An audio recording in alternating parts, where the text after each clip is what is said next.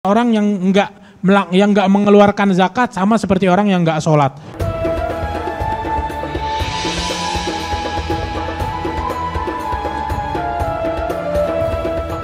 Ini di sini Al-Imam Abdullah bin Alwi Al-Haddad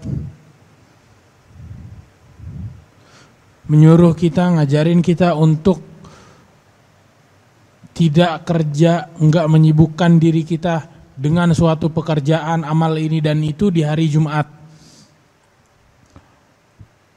Beliau bilang kalau hari Jumat jangan sibukin diri kita dengan kesibukan duniawi, pekerjaan duniawi, jangan. Tapi jadiin hari Jumat sebagai hari yang murni, yang kamu jadikan di dalamnya ketaatan untuk akhiratmu. Jangan lakuin pekerjaan di hari Jumat yang dimaksud pekerjaan duniawi, tapi pekerjaan akhirat itu perbanyak di hari Jumat.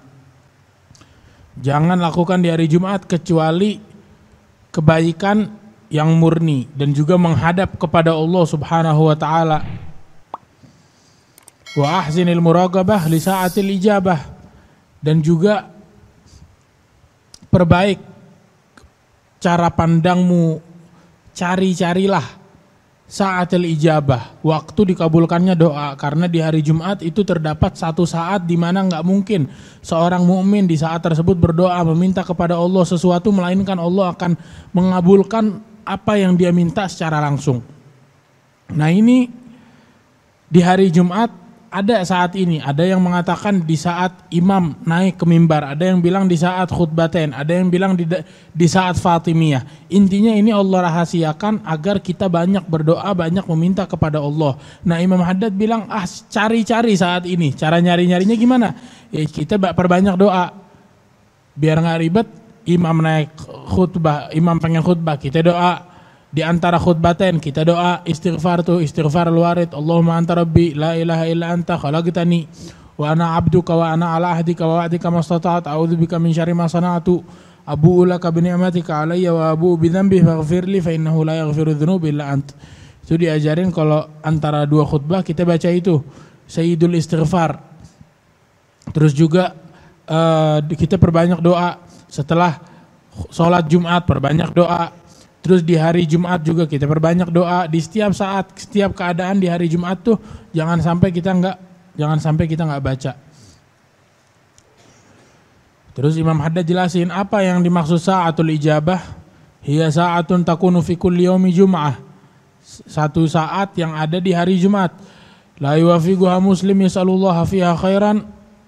Di saat tersebut nggak ada satu orang muslim yang meminta kebaikan, wa yasta'idzuhu min syarr, atau dia meminta agar Allah jauhin dia dari bencana, dari segala keburukan, illa stajaballahu lah, kecuali orang tersebut pasti akan dikabulkan permintaannya oleh Allah Subhanahu wa taala. Permintaan terjadi menjadi dua bagian.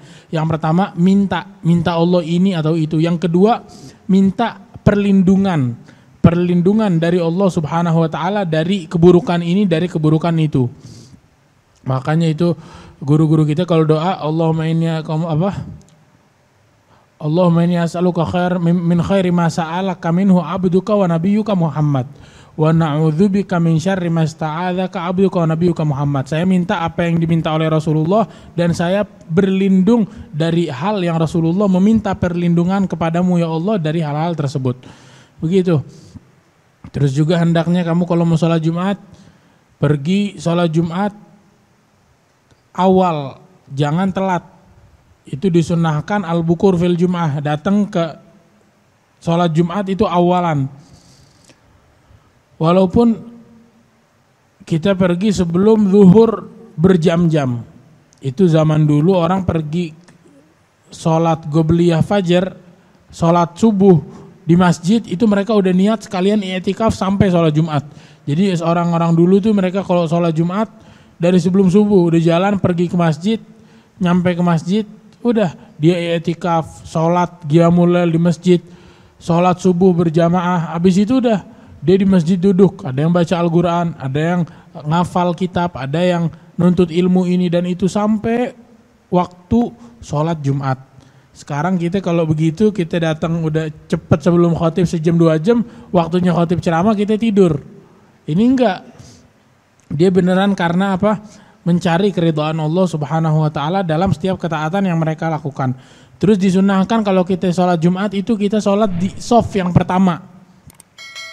Deket sama mimbar, yang paling mulia tuh deket sama mimbar, karena malaikat itu ketika di hari Jumat dia duduk di pintu masjid.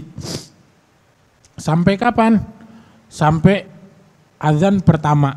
Itu malaikat ngitung, ini yang datang pertama siapa? Orang yang datang pertama dia dapat pahala onta. Yang kedua pahalanya seperti kambing.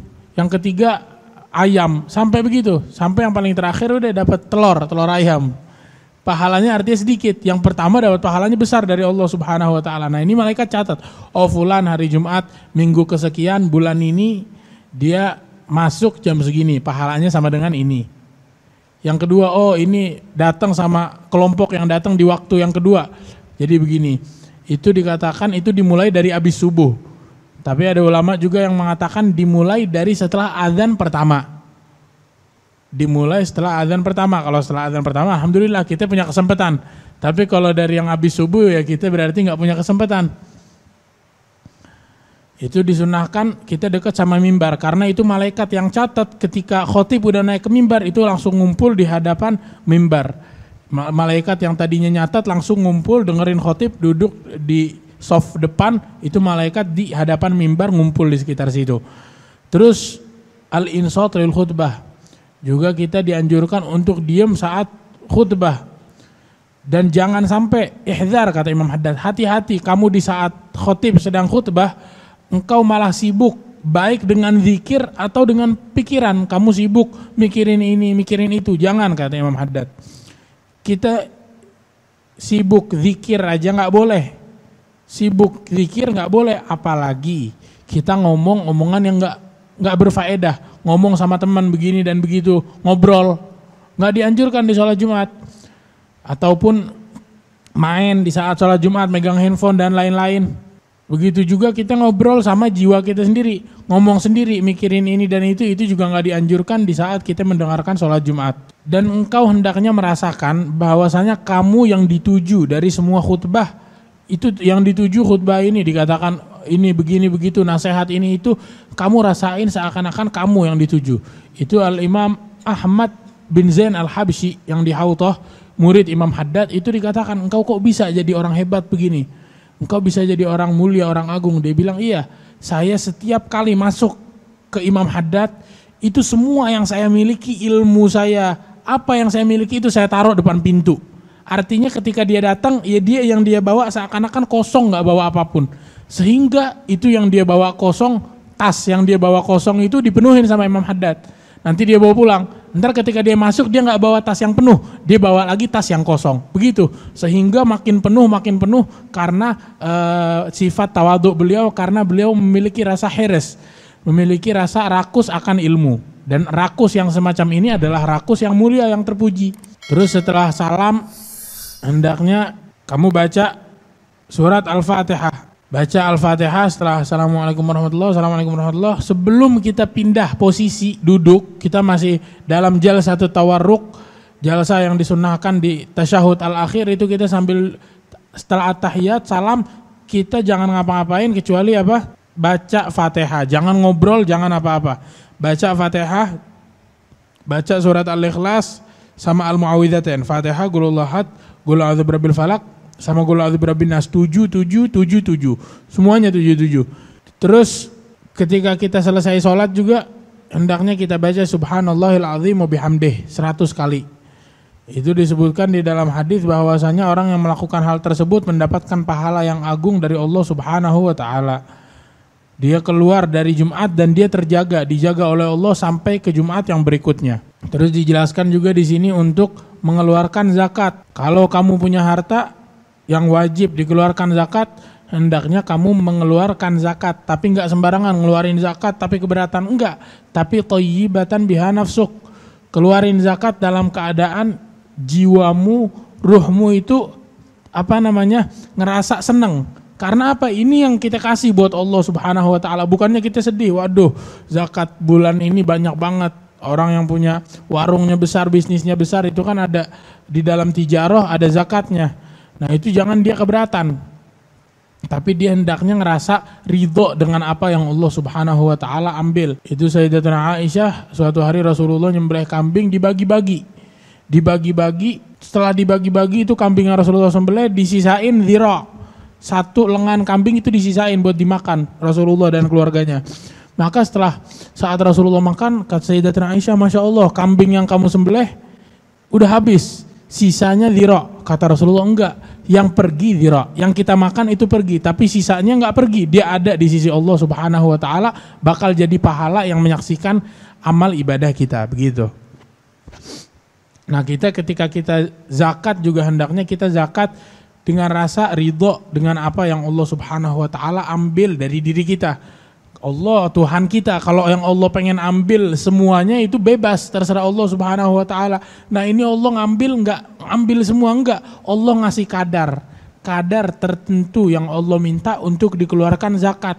Itu juga agar kita memberikan orang-orang fakir miskin, orang-orang yang pantas mendapatkan zakat. Itu di dalam Al-Qur'an Allah Subhanahu wa taala berfirman, "Fala wa rabbika la yu'minuna hatta yuhaqqimuka fima shajara bainahum, tsumma la yajidu fi anfusihim harajan mimma qadait wa yusallimu taslima." Sungguh demi Allah Tuhanmu wahai Muhammad, kata Allah, tidaklah mereka beriman sampai mereka membiarkan engkau sebagai penghakim setiap masalah yang mereka dapatkan. Setiap masalah kita nggak beriman kalau yang kita jadikan hakim yang menghakimi masalah kita selain Rasulullah itu kita nggak beriman.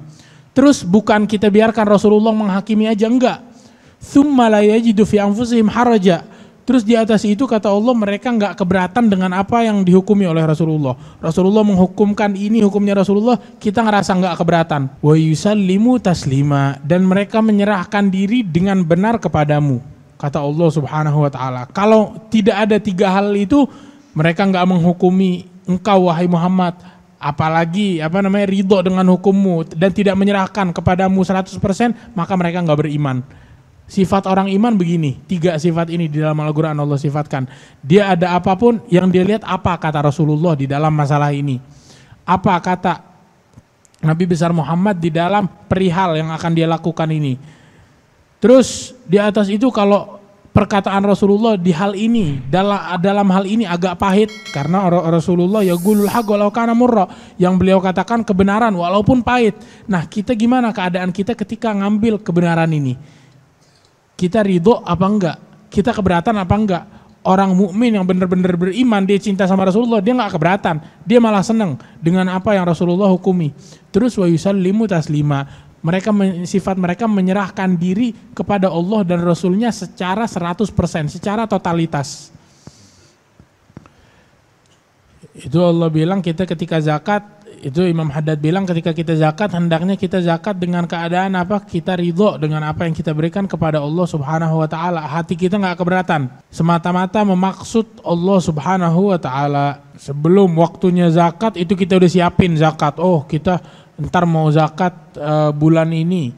Bisnis saya ini dan itu, ini perlu dikeluarkan zakat. Udah disiapin.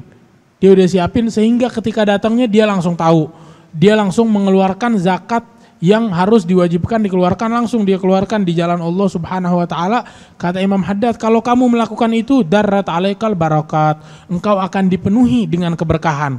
Wa tadha'afat ladaika anwa'ul khairat, dan Allah akan melipat gandakan untukmu segala bentuk kebaikan, dan itu akan menjadi penjagaan bagimu dari segala bencana, dari segala bala.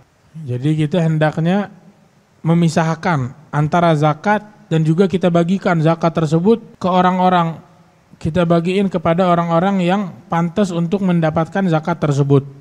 Terus Imam Haddad bilang, dan ihdzar, hati-hati, kamu sama seperti beberapa orang daripada anak-anak dunia, budak dunia, yang mana salah satu dari mereka itu nggak tahu mana harta yang zakat, mana hartanya dia nggak tahu yang mana haknya Allah dari harta dia nggak tahu. Kata Imam Haddad, hati-hati, jangan sampai kamu kayak gitu. Tapi jadilah seperti orang yang tahu haknya Allah, oh ini harta ini bukan punya saya, ini milik Allah subhanahu wa ta'ala yang Allah titipkan kepada saya agar saya keluarkan untuk fugara, untuk masakin, untuk ibnu sabil dan lain-lainnya. Terus itu di saat zakat itu biasanya orang ada namanya hilah, jadi di saat dia mestinya bayar zakat dia pakai hilah jalan keluar biar zakat nggak diwajibkan. Contohnya kayak zakat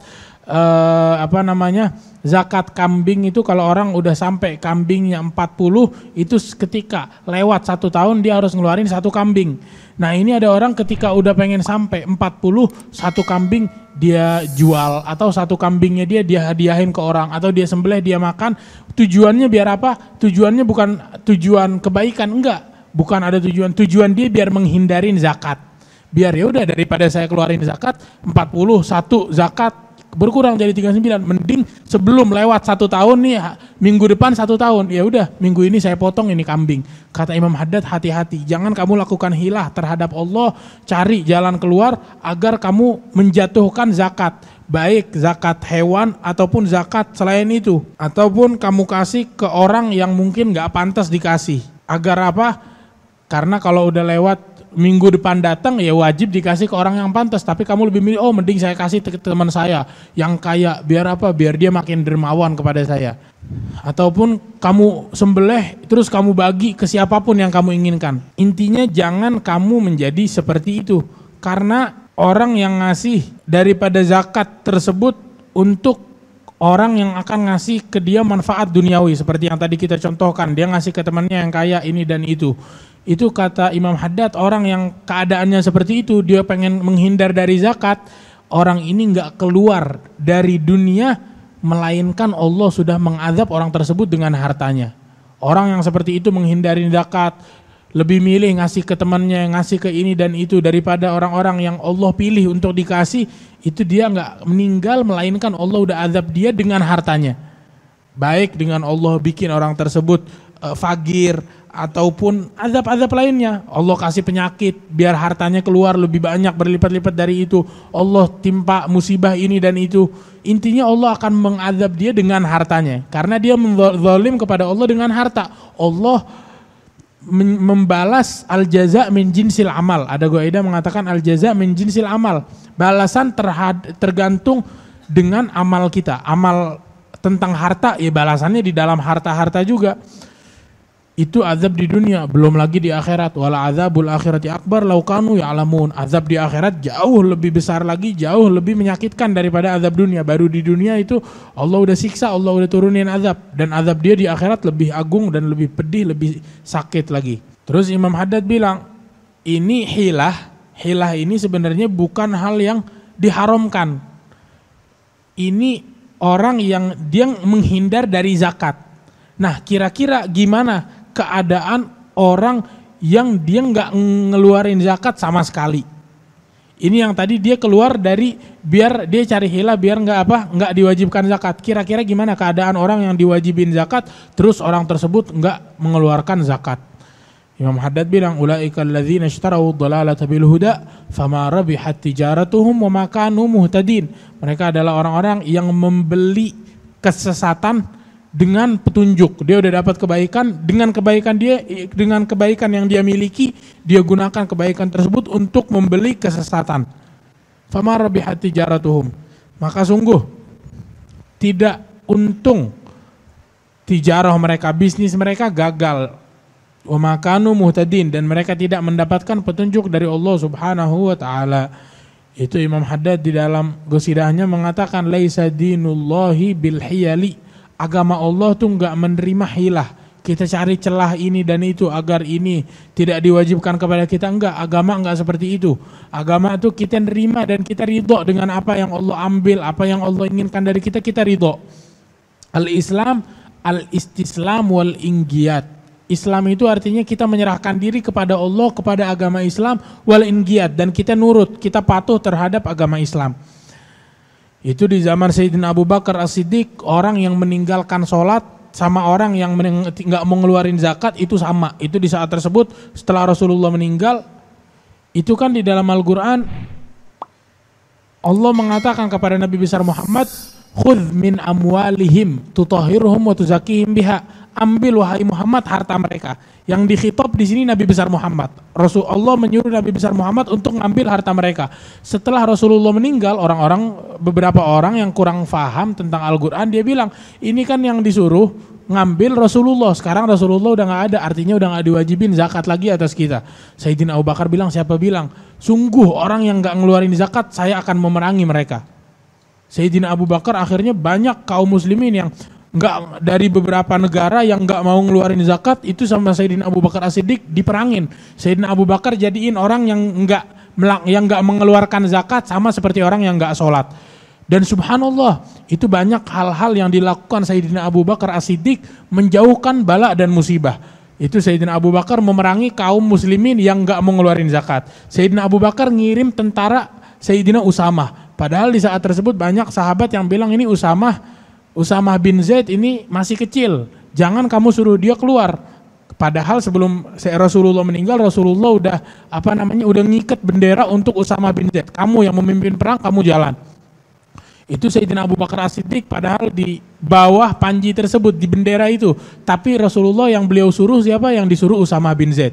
Itu Sayyidina Abu Bakar As-Siddiq setelah disuruh oleh Rasulullah, setelah Rasulullah meninggal, Rasulullah wafat, dia lagi di luar Madinah. Banyak para sahabat, Usamah bin Zaid, tentaranya sama Sayyidina Abu Bakar di luar kota Madinah, udah pengen pergi. Gak lama datang kabar Rasulullah meninggal, mereka pun balik.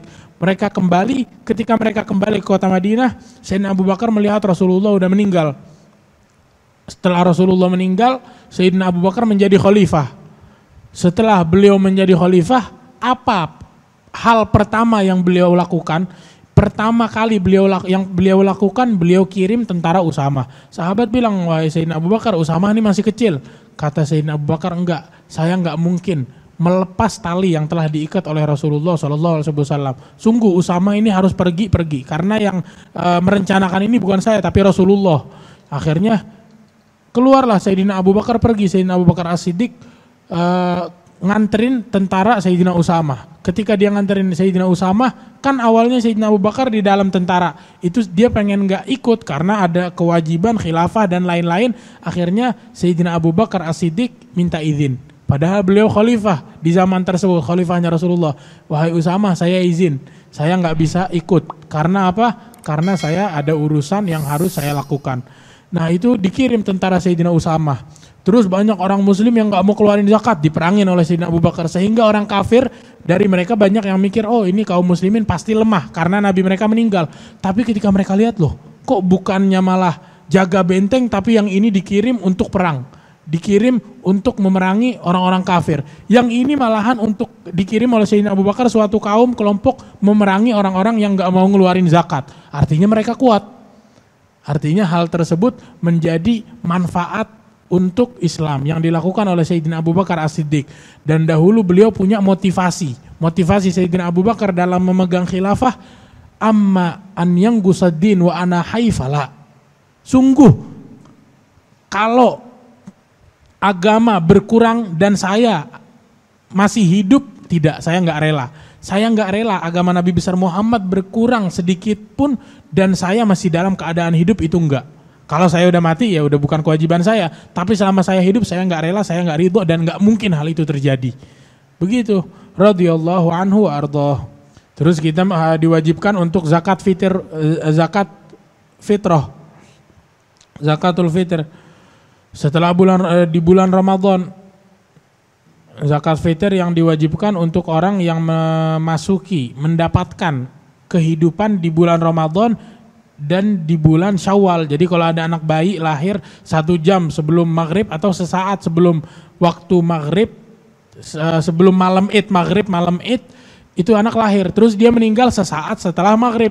Nah ini sekarang anak ini wajib zakat. Kenapa? Karena dia hidup di sedikit dari Ramadan dan sedikit dari Syawal. Itu diwajibkan atas orang tersebut zakat fitr. Dan kita diwajibkan, kita dan juga ankun liman talzamuka nafaqatuh.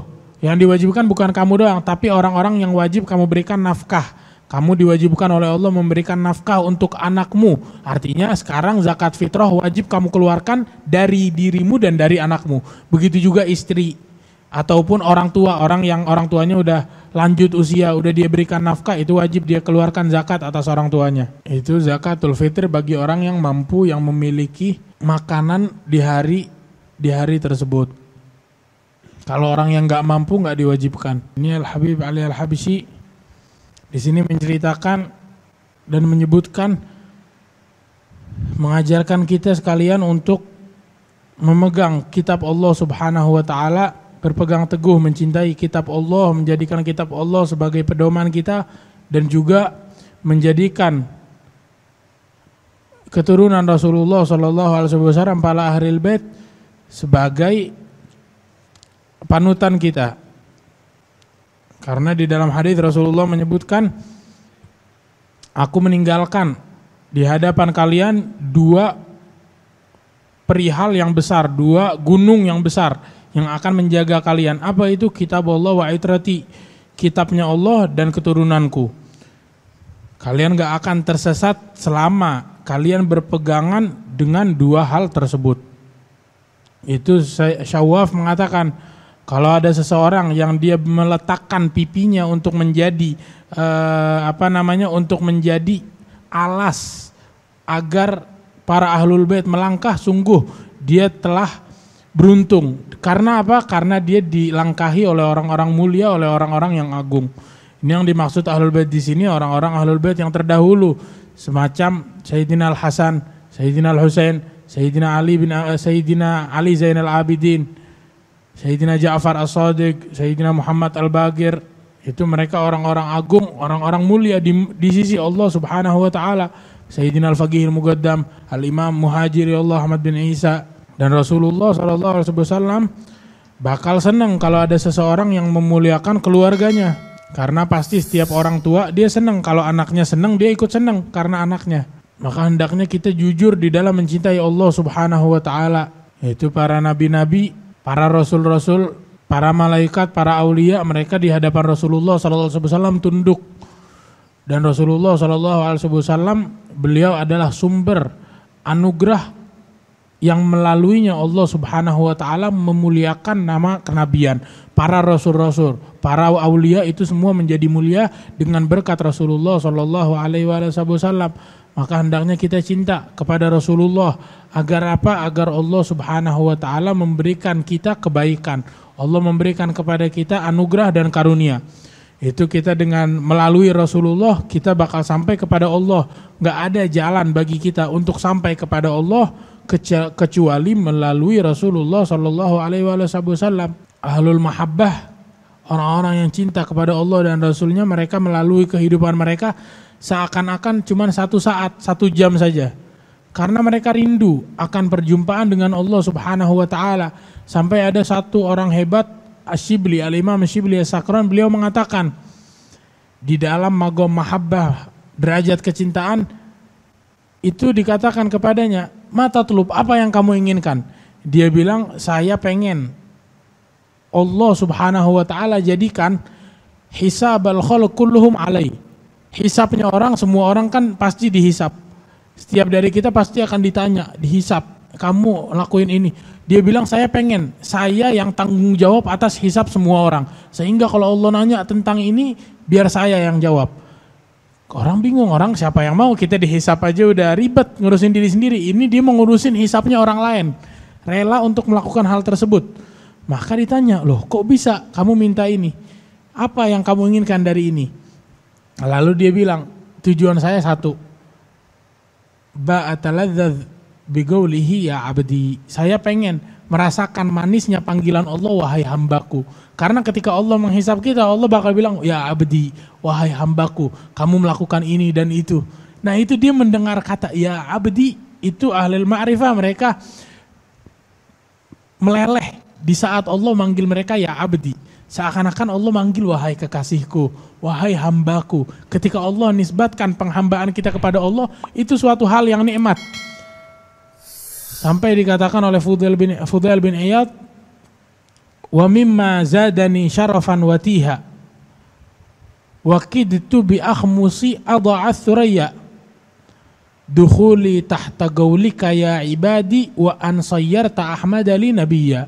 Salah satu hal yang membuatku bangga, membuatku senang, membuatku gembira, sampai seakan-akan aku ngerasa aku pantas untuk menginjak bintang yang ada di langit. Apa itu? Aku di saat aku masuk ke dalam lingkaran, ya ibadi, panggilan Allah, wahai hamba-hambaku. Itu yang pertama. Dan hal yang kedua yang membuatku bangga, membuatku gembira, membuat aku makin pede, aku dijadikan oleh Allah sebagai umat Nabi besar Muhammad. Allah jadiin pintu kita untuk sampai kepada Allah, pintu yang terbesar, pintu yang teragung, yang termulia, yaitu Nabi besar Muhammad SAW. Gak ada orang yang masuk surga dari pintu yang lain. Gak mungkin orang mau masuk surga dari pintu Nabi Fulan, dan dia dari umat Nabi besar Muhammad, gak ada.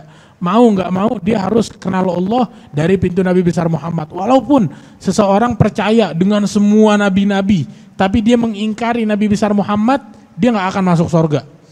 Begitu, bahkan para nabi-nabi itu Allah wajibkan untuk menolong Nabi besar Muhammad, untuk cinta terhadap Nabi besar Muhammad SAW. Dan beliau adalah penyebab Nabi Adam Allah terima taubatnya. Nabi Adam Abul Anbiya, Abul Bashar, ayah daripada semua manusia. Nah, ini Nabi Adam di saat beliau melakukan kesalahan, beliau makan daripada buah yang Allah larang di surga, itu minta taubat, minta ampunan kepada Allah. Beliau bilang apa? Saya meminta kepadamu ampunan dengan berkat Muhammad. Lalu Allah mengatakan, kamu tahu dari mana nama Muhammad? Nabi Adam mengatakan, iya, saya lihat di tiang-tiang arsy di surga terdapat nama Muhammad. Maka saya tahu bahwasanya nggak mungkin engkau meletakkan nama melainkan nama orang yang kamu cintai. Maka saya bertawasul meminta kepadamu, ya Allah, ampunkan dosa saya dengan berkat orang ini. Maka Allah Subhanahu wa taala menerima taubat Nabi besar Muhammad SAW.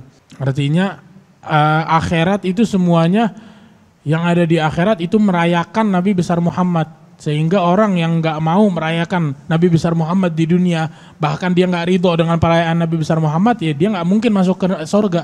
Karena di surga itu pintu surga maktub, tertulis di pintu surga, la ilaha illallah Muhammad Rasulullah. Tiada Tuhan selain Allah dan Nabi besar Muhammad adalah utusan Allah. Bentuk perayaan Allah terhadap Nabi besar Muhammad. Dan dia gak rela, oh saya gak mau merayakan Nabi besar Muhammad, ya jangan masuk surga, cari pintu lain. Dan surga gak ada pintu lain. Pintu surga tulisannya nama Nabi besar Muhammad SAW. Itu Al-Imam Syibli, beliau bilang, saya harap, saya pengen biar saya yang menanggung hisab semua manusia di muka bumi. Agar apa tujuan saya merasa manisnya panggilan Allah, ya abdi, wahai hamba saya. Dan saya setelah itu saya rela, Allah mau lakuin terhadap saya apapun itu, dosa mereka terlalu banyak, saya gak bisa nanggung, saya masuk neraka gak apa-apa. Yang penting saya ngerasain lezat panggilan Allah, ya abdi, kata beliau. Laisat an-na'iha ats-tsaqla kan-na'iha al-mustajarah. Ini masal orang yang nangis karena sedih, karena suatu hal itu dia nangis, nggak sama dengan orang yang nangis yang dibayar. Itu zaman dulu orang Arab itu kalau ada yang meninggal dari mereka, itu mereka nanti dengar, ini orang gimana keadaannya, didengar kaum perempuan pada nangis, oh ini orang hebat. Itu wanita-wanita nangis. Nah, ada orang yang nggak terkenal orang hebat, sehingga keluarganya pengen biar ada yang nangis, gimana? Dia panggil orang dibayar. Kamu saya bayar untuk apa? Jasa nangis 1 jam. Ini nanti selama 1 jam kamu nangis. Tapi beda, pada kelihatan kedengarannya mungkin suaranya sama-sama teriak. Tapi beda. Yang ini nangisnya beneran karena keluarga meninggal, yang ini dibayar. Nangis demi dapat duit. Begitu. Laisatan na'iha ats-tsaqla kan-na'iha al-mustajarah. Jadi hendaknya kita jaga, kata beliau, kita jaga diri kita dan kita terapkan hakikat ubudiyah kepada Allah Subhanahu wa taala. Dan kita perhatikan diri kita, jangan sampai syaitan memiliki bagian dari tubuh kita. Karena syaitan itu memberikan was-was, bisikan kepada anak Adam seperti darah ngalir. Nah, setiap darah ngalir itu syaitan sibuk. Ini kita sekarang acara maulid, kita bikin majelis taklim, sholat 5 waktu, ngajak orang sholat berjamaah, kita ini dan itu. Kita kira syaitan gak ada. Siapa bilang? Syaitan ada. Lihat yang di majelis sama yang di luar masjid, yang di luar di majelis zikir sama yang di luar majelis zikir, banyakan yang mana? Pasti banyakan yang di luar majelis zikir. Karena apa? Syaitan juga kerja. Kita kerja, dia juga kerja. Malah bisa jadi dia semangatnya lebih dari kita. Karena syaitan lebih percaya surga neraka dari kita.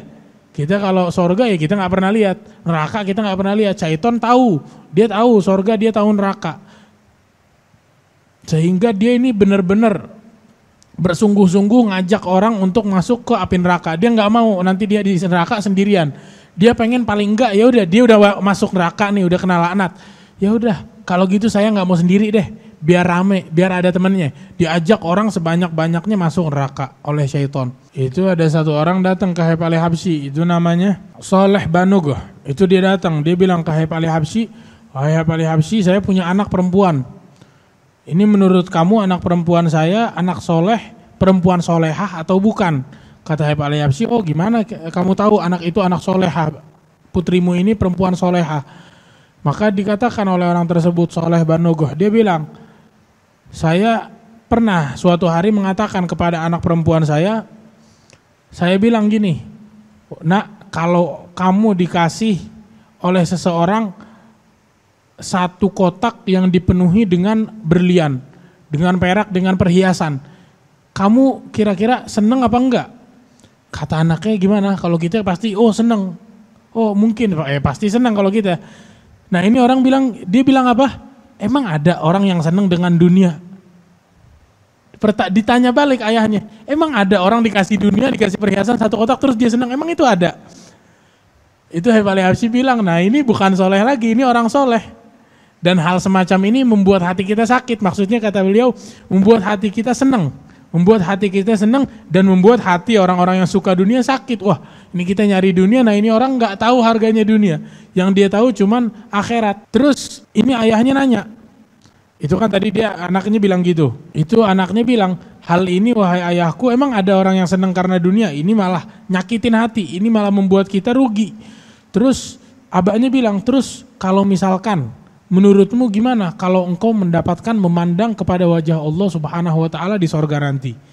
Ini anak nangis. Nangis ngejerit sampai dia jatuh. Sampai dia jatuh, setelah dia jatuh dilanjutin dia nangis 3 hari, 3 malam itu dia nangis. Karena kalimat ini. Nah ini orang ini nanya ke Haib al-Habsyi, "Ini orang soleh apa enggak?" Kata Haib al-Habsyi, "Ini bukan orang soleh lagi, ini orang hebat. Orang semacam ini orang hebat.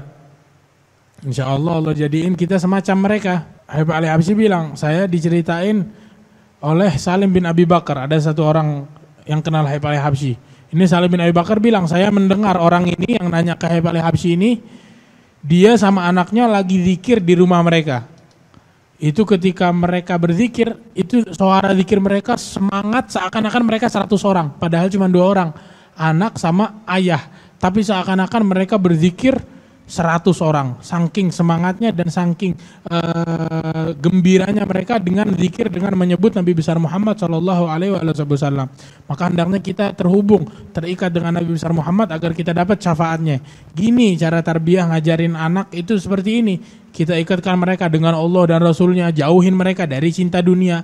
Buat mereka yang mereka tujukan, cita-cita hidup mereka apa? Memandang kepada Allah Subhanahu wa taala, mendapatkan syafaat dari Rasulullah sallallahu alaihi wasallam.